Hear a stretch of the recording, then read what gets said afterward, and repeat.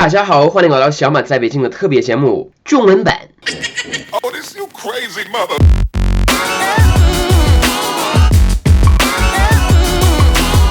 真诚的祝福你们新年快乐！我给你们视频看，请订阅我的频道回报我吧。我们今天要聊的题目就是华人眼里的犹太人。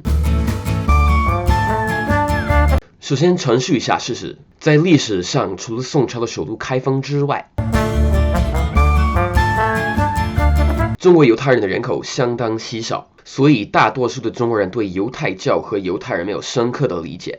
其实呢，我去中国以前，我对这件事情有一种模糊的认识，但是我没有完全明白这样的现象会为我这个犹太人带来什么样的对话。你好，请问你叫什么名字？我叫小马。你有没有什么宗教信仰？我是犹太人。这时候呢，大部分的人会问到两个问题。第一，那你一定很聪明吧？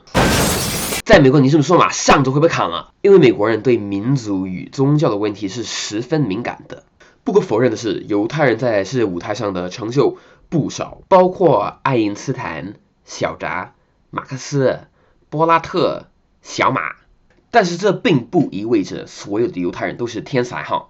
比如我弟、我屌、我妈，其实大部分我认识的犹太人并没有非凡的智商，所以我一直不喜欢那个问题。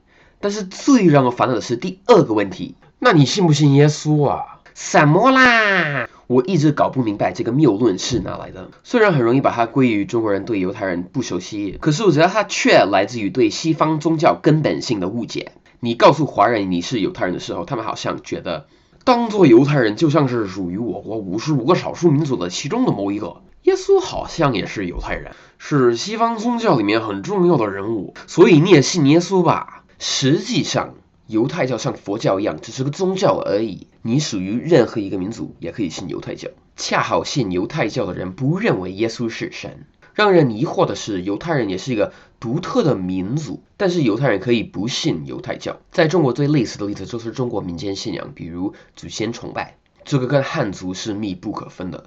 其实也有点像中国回族跟伊斯兰教的关系。我希望这些对你们有所帮助，让你们进一步的了解犹太教和犹太人。下次到书店看到什么犹太人生意经啊，犹太人伤脑筋啊，试着想起来犹太人究竟是什么。